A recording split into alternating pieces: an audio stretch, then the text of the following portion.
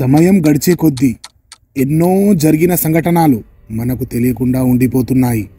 మనం చాలా love story చూస్తుంటాం లేదా వింటుంటాం. అందులో కొన్ని బాధాకరమైనవి ఉంటాయి, అయితే మరికొన్ని ఆశ్చర్యకరంగా ఉంటాయి.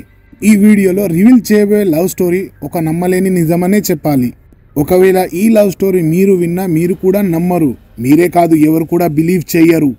ఒక వ్యక్తి తను ప్రేమించిన అమ్మాయిని తన ఇంట్లోనే ఉన్న ఒక చిన్న గదిలో దాదాపు 11 సంవత్సరాల వరకు ఎవరి దృష్టి పడకుండా, ఎవరికీ తెలియకుండా దాచిపెట్టాడు.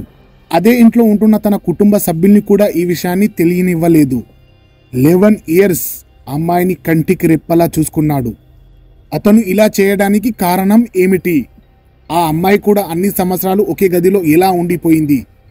ఎప్పుడైతే ఈ న్యూస్ ఒక నేషనల్ హెడ్లైన్ అయిందో, దెన్ విన్నవారు చూసినవారు ఎవరు కూడా నమ్మలేదు.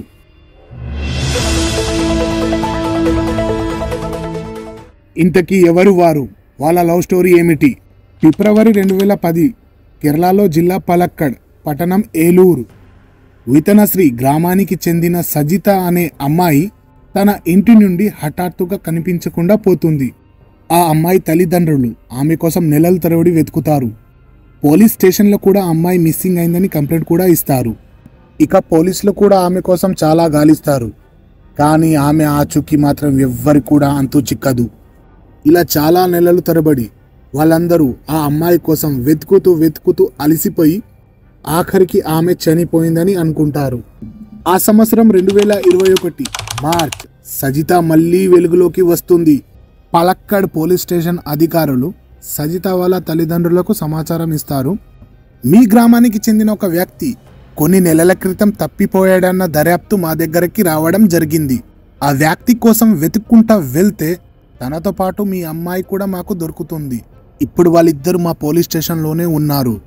మీరు కూడా ఒకసారి పోలీస్ స్టేషన్కి రండి అని అంటారు. ఇంతకు సజితతో పాటు ఉన్న ఆ వ్యక్తి ఎవరు? అదే గ్రామానికి చెందిన మొహమ్మద్ ఖానీ. ఆయనకు 2 కుమారులు, బషీర్ అండ్ రెహమాన్. బషీర్ వృత్తిపరంగా అతను మినీ ట్రక్ డ్రైవర్ మరియు రెహమాన్ ఎలక్ట్రీషియన్గా పనిచేసేవాడు. మొహమ్మద్ ఖానీ మార్చ్ 2021 పోలీస్ స్టేషన్లో ఒక ఫిర్యాదు పెడతాడు.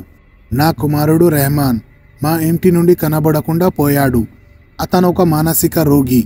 మేము కూడా చుట్టుపక్క ఊర్లలో చాలా రోజుల నుంచి గాలిస్తున్నాం, కానీ అతను మాత్రం దొరకడం లేదు. మీరే ఇలాగోలా పట్టుకోండి అంటూ వేడుకుంటాడు. ఇక పోలీసులు కూడా రెహమాన్ కోసం కొన్ని రోజులు వెతుకుతారు, కానీ ఆయన ఎక్కడ కూడా కనిపించడు. కొన్ని నెలల తర్వాత బషీర్ ఒక పని పరంగా వెళ్తుండగా సడన్ గా బైక్ మీద రెహమాన్ కనిపిస్తాడు. రెహమాన్ను చూసిన బషీర్ పెద్దగా రెహమాన్ అని అరుస్తాడు. ఆ పిలుపు విని రెహమాన్ ఒక్కసారిగా వెనక్కి తిరిగి చూస్తే వాళ్ళ అన్నయ్య బషీర్ కనిపిస్తాడు. అన్నయ్యను చూసి ఒక్కసారిగా హడలెత్తిపోయి బైక్ స్టార్ట్ చేసుకుని అక్కడి నుంచి పారిపోతాడు. కొంత దూరం వెళ్ళిన తర్వాత ఒక వీధిలోకి వెళ్ళి అక్కడి నుంచి మాయమైపోతాడు. కొద్దిసేపటి వరకు బషీర్ రెహమాన్ని ఆ వీధుల్లో వెతుకుతాడు, కానీ అప్పటి వరకు రెహమాన్ అక్కడి నుంచి వెళ్ళిపోతాడు.